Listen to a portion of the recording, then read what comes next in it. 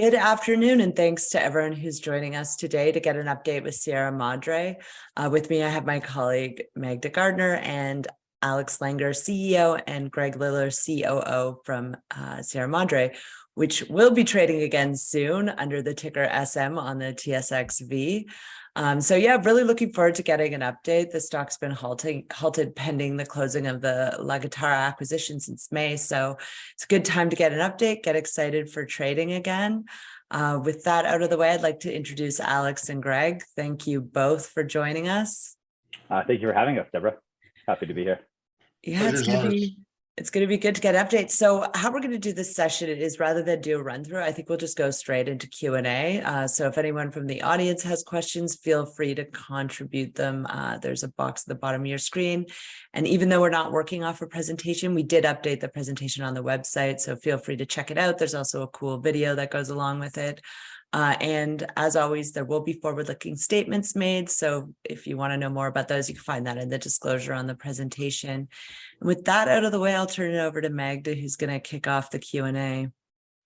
Yeah, so just to get started, if you could tell us a little bit about what got you interested in this new acquisition, La Guitarra, in the first place, and why you decided to acquire it. Absolutely. So I think it really starts, I guess, with the basis of Sierra Madre. We always wanted to be a near-term silver producer and moving into mid-tier status. And the La Guitarra asset allows us to do that much quicker than we had originally planned, which is quite exciting. Hence the long layoff in terms of trading and the RTO transaction. But in our opinion, it's really worth it. We're incredibly excited. And I'll pass it over to Greg to kind of give you a little bit of his history with the mine and how excited he is to get back to it.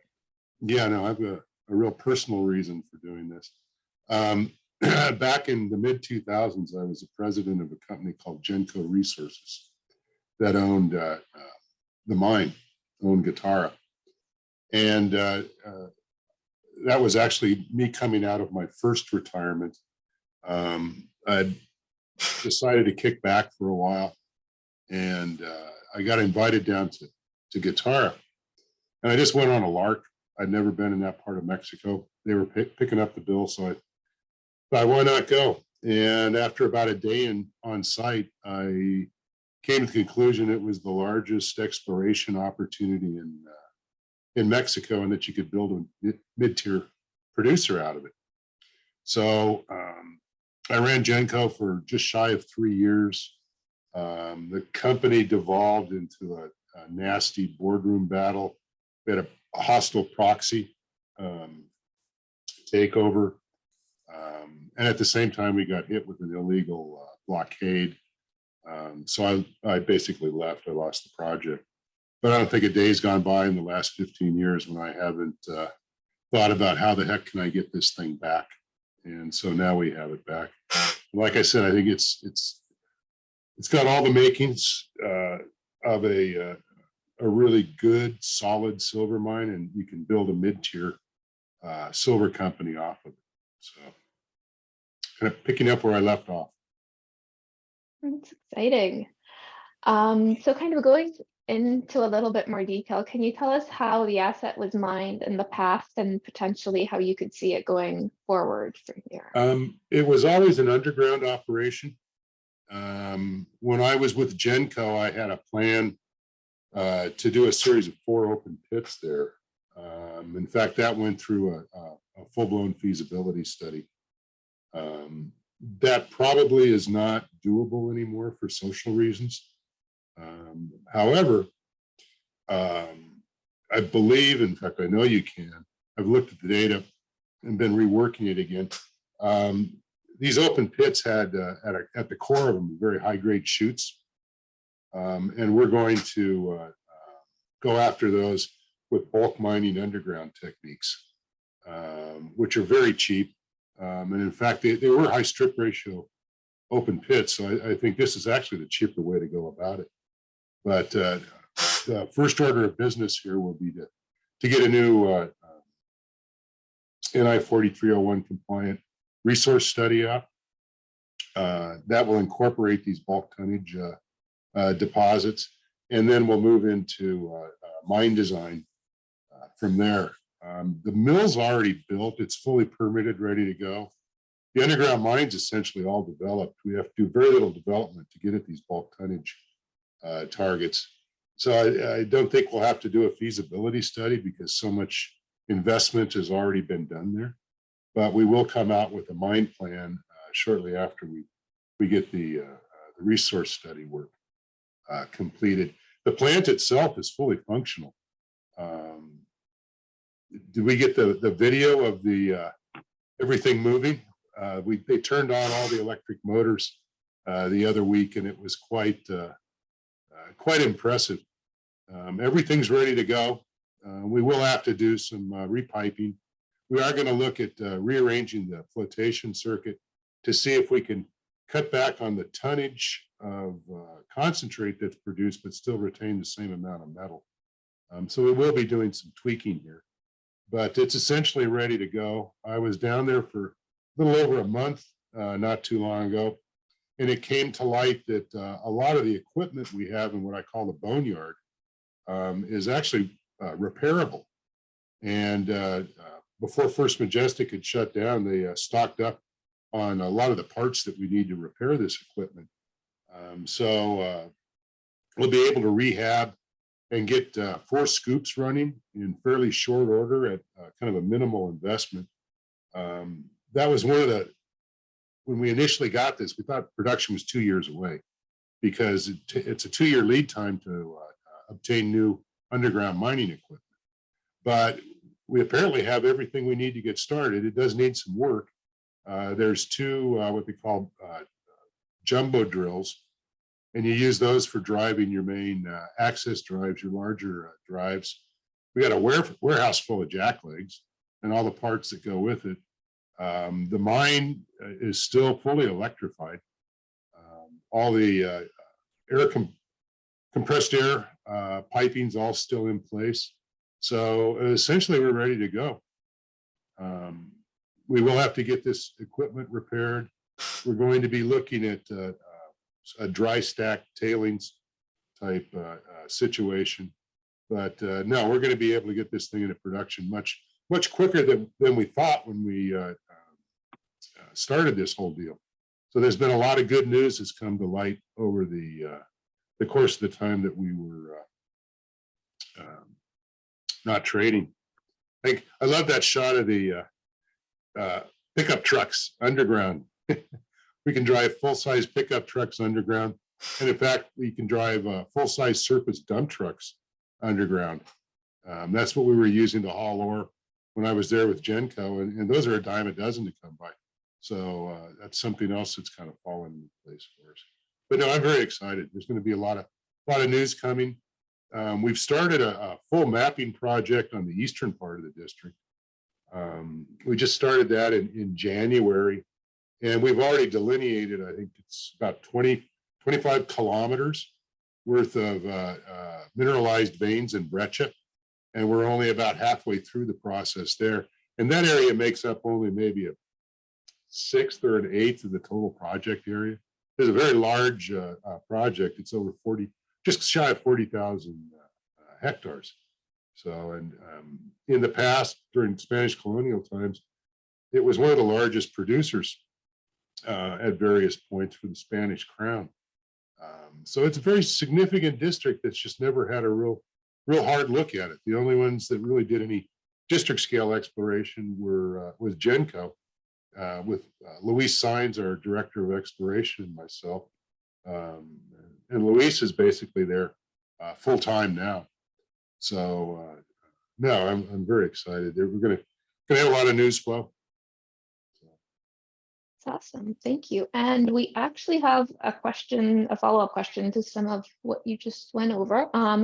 Sierra Madre seems very excited about the mine acquisition. Why did First Majestic let go of such a prospective property and mill?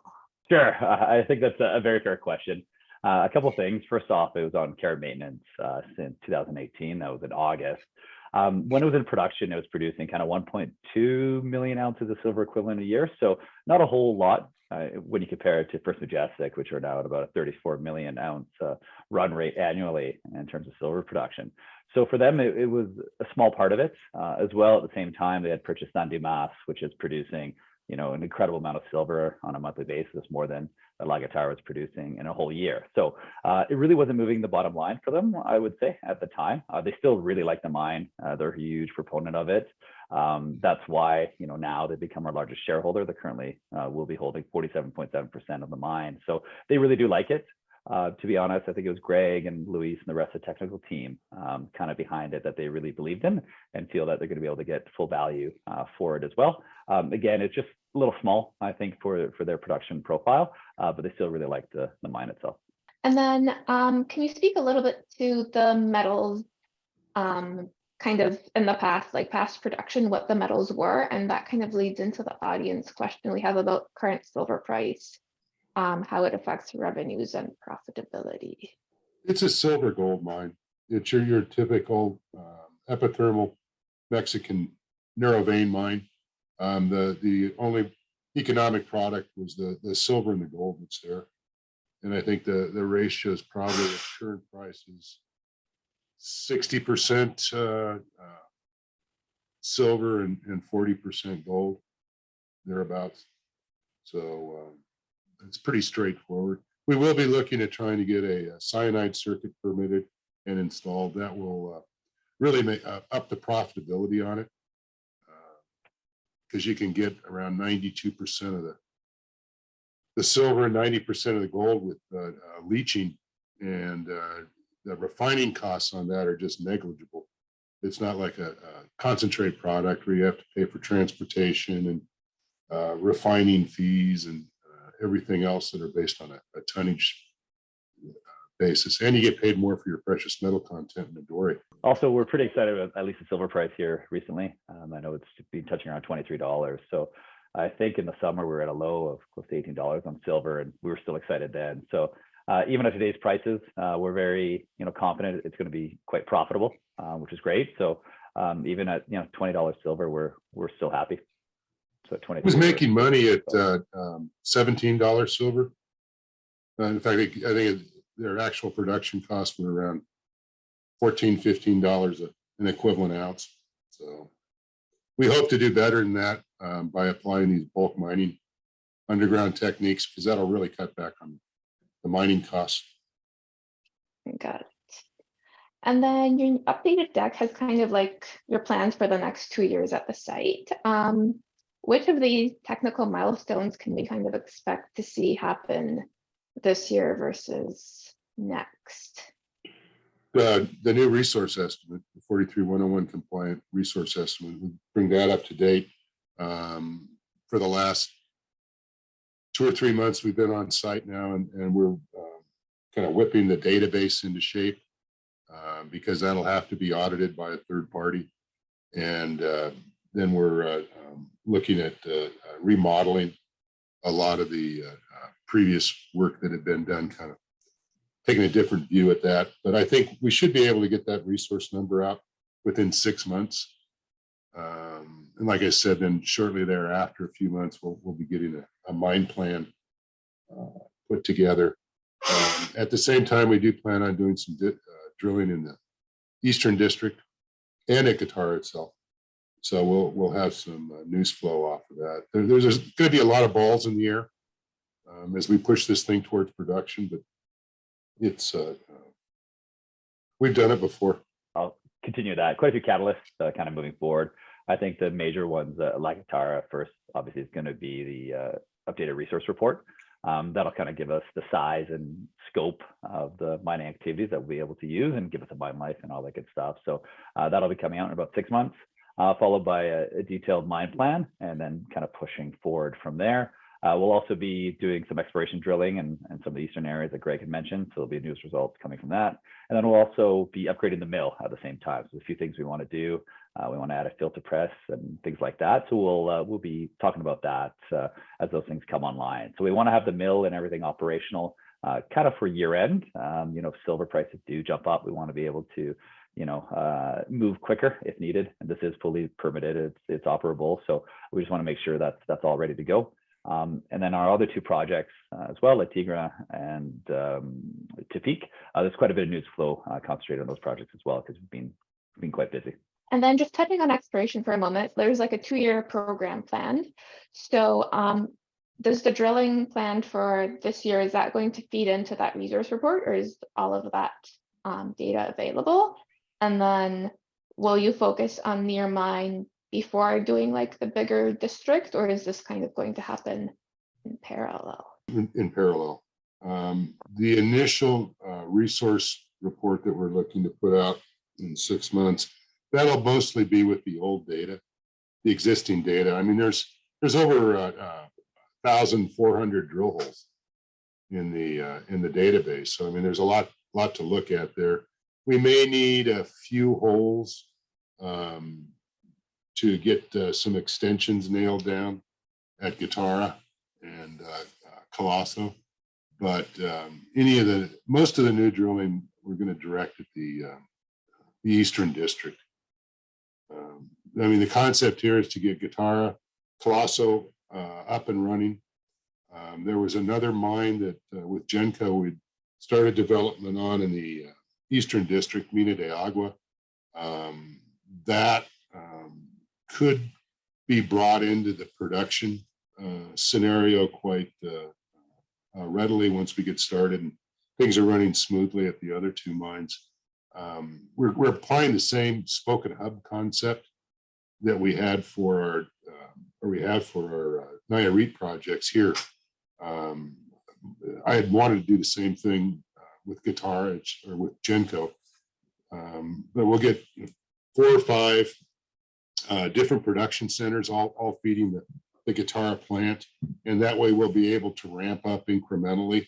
The idea is we get started at about 300, 350 a day, go to 500, build up to 750 to 1,000 to 1,200, and then when you get up around 1,000, you're talking significant production. That'll definitely put us into the mid-tier silver producers. And then switching gears a little bit. So right now, based on the new capital structure with the acquisition factored in, First Majestic is around 47.7%. I think we looked at it today.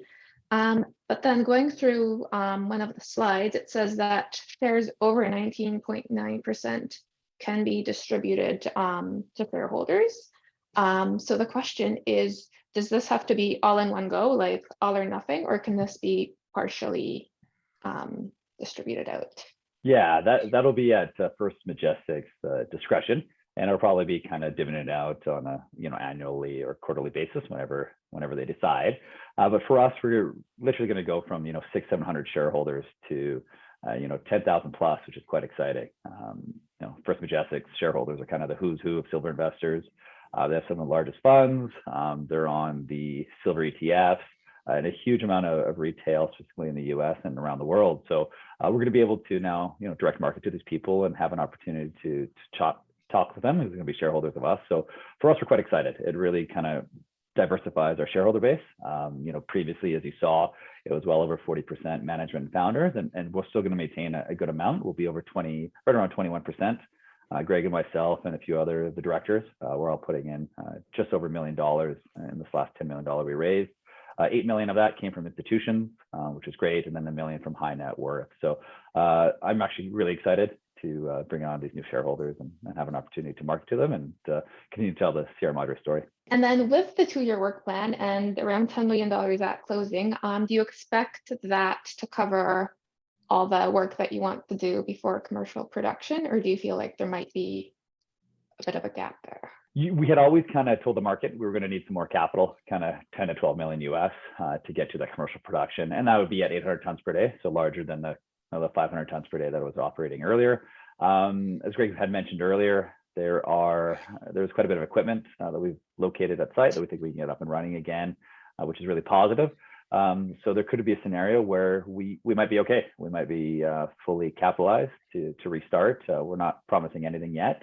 Having said that, we are chatting with a number of groups, and I think capital will be relatively available, if and when we need it. But we're pretty close, so that's quite exciting for us. It'll keep dilution down, which is always a huge thing, and especially being significant shareholders, you don't want much dilution. That's for sure. And then in July, you appointed a new CFO. Are you looking to, kind of expand the team as production gets closer and closer? Absolutely. Yeah. So that's all part of it. We're on the hunt for a new mine manager. I think we'll find somebody here in a relatively short time. But our team that we had previously would be, I don't know, overstaffed is the right word, but they were really competent. We have some incredible geologists and operational people. We're also bringing on 20 plus people from First Majestic that have been at the mine for the last 4 years. So we've really built out a strong team. Now, a little bit more on the board level. Yeah, we'd like to add a few people, and we're doing that. Adding on Ken as the CFO has been amazing. He spent his career as a partner at PwC. He audited some of the biggest names in the mining space, and he's just been amazing. He's really helped in terms of structure for the acquisition of La Guitarra, which was a sub. So he's been amazing, and we'll continue to add good people when we can. Thank you. And then last question for me before I hand it over to Deb. Do you know the total past production number, like the metals out of La Guitarra? Yeah, not off the top of my head. I mean, it was discovered by the Spanish. I mean, it goes back to the 1500s. This district was one of the first ones that was discovered then, and so it's had production off and on since that point in time. The modern era started in '93 with a small private company that was bought out by Lewisman, which is a division of one of the big Mexican conglomerates.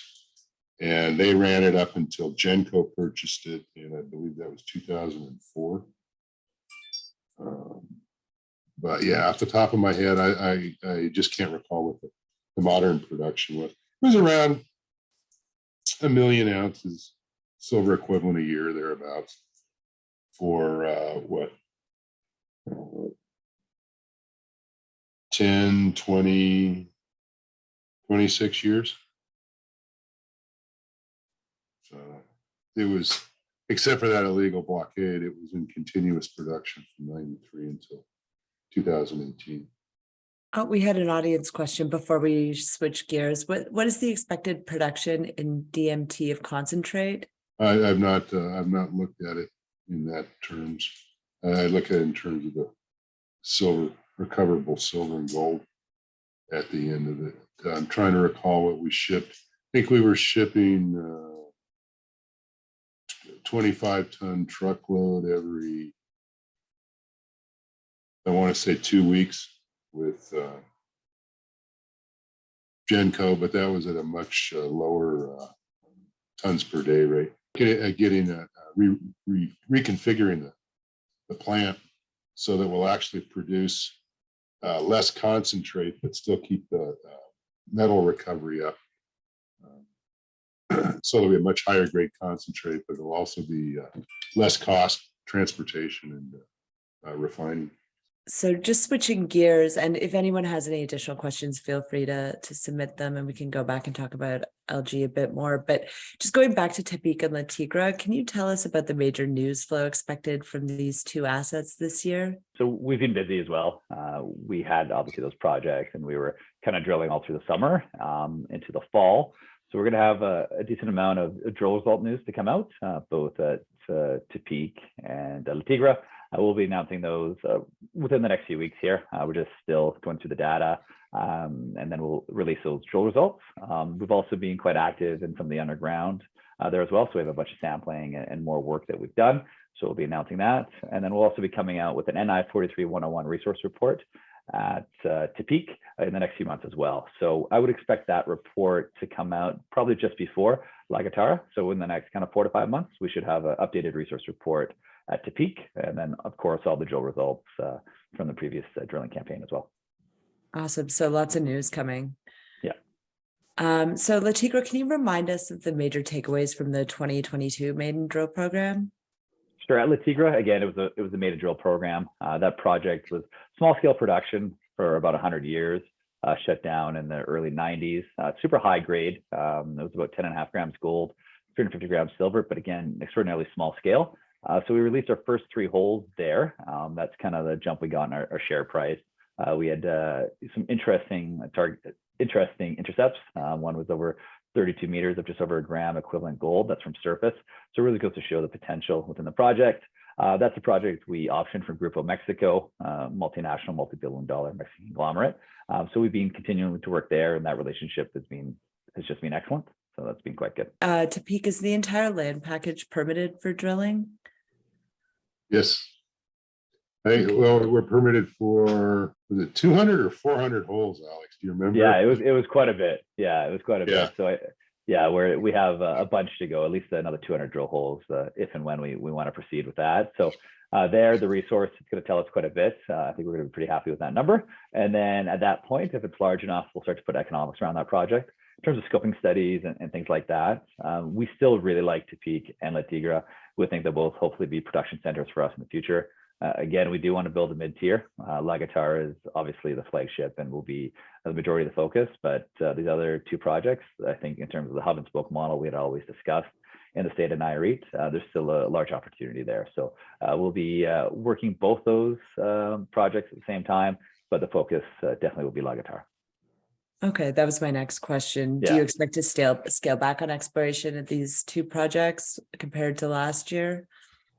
To a degree, I would expect so. I think in terms of budgets, 80% is going to La Guitarra in terms of exploration, just because of the scale of the project and the opportunity to really come up with some really impressive numbers. And, it's one of these things that's kind of been overlooked just because there's been production right there in terms of the mine itself in Colosso and La Guitarra. So the eastern portion is tremendously exciting.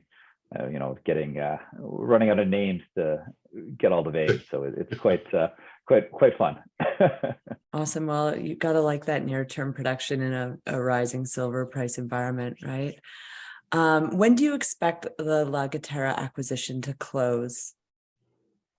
Really quickly here. I think we're there. So I don't want to say too much, but within the next couple of days, we'd always said the end of March, and it's always down to the wire, but I think we're there. So it could happen in the next few days, and then trading would resume shortly thereafter. That'll be up to the exchange.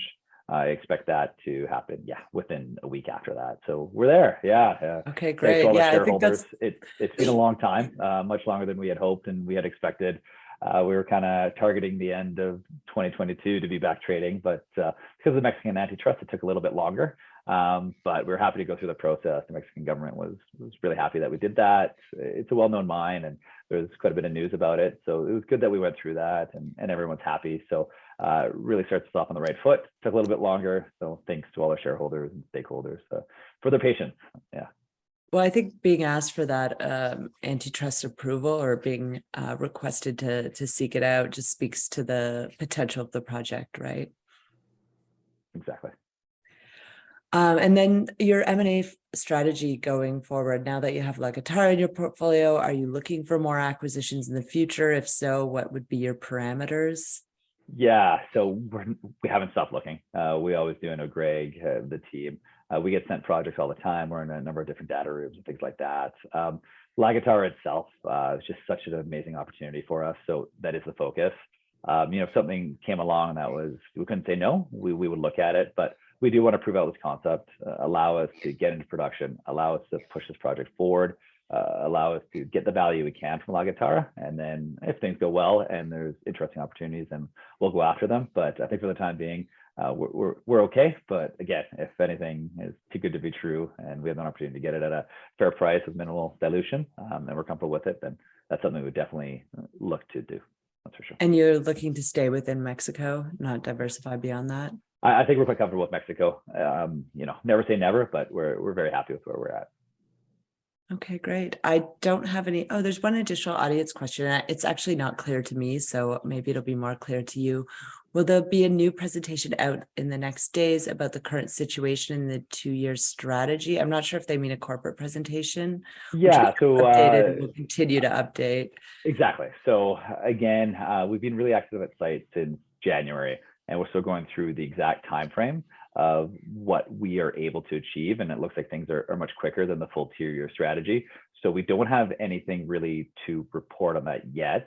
The presentation is updated, and we'll constantly be updating it. Once we have a clear idea of when we can get back into production and everything goes well, then we'll tell the market that. But for the time being right now, we still are saying 2 years, but things are looking really good to really accelerate that.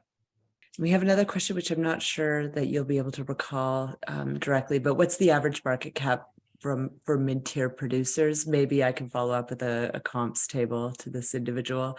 Sure. And then how many shares will be on market from It'll be Sierra Madre? Yeah, 145 million. That's pretty much fully diluted. That'll be with the $10 million that's coming in. We have no warrants as well. That's one thing we've been very careful of. There's no warrants outstanding, so there's really no overhang in terms of the stock. There are some management options that are out there, and there'll be some from this raise that was done by Beacon and Canaccord. So there'll be a few of those at 65 cents, but that's it. Otherwise, we're really comfortable with the share structure and the cap table, just under 145 million shares outstanding. Okay, cool. And maybe Magda and I can work on a little bit of a comps table. Sounds like it'd be a good social media post too. So we'll make sure the individual that asked the question gets the response, as well as other people can maybe look for something on social media over the next week or two. I don't see any additional questions. Magda, anything else from you? Not that I can think of, no. Alex, Greg, anything you wanted to talk about today that we didn't get a chance to cover? Nothing in my head, no. Yeah, no, it's great. Again, really happy to finally be out there again and able to talk about the story and what we want to do and what we're going to achieve. So we'll be loud for the next little while. So we're excited to share all the news and everything as things progress. Yeah, great. Well, looking forward to finding out what that trade date's going to be in the next couple of days. And then sounds like you've got a backlog of news to put out to the market, and I think a pretty active marketing schedule. So looking forward to being able to buy shares of the market again, Alex. Yeah, exactly. Anyway, thanks so much for your time. Thanks, everyone, for participating. If you have follow-up questions or would like a one-on-one meeting, please feel free to reach out. And everyone, have a great afternoon. Thank you.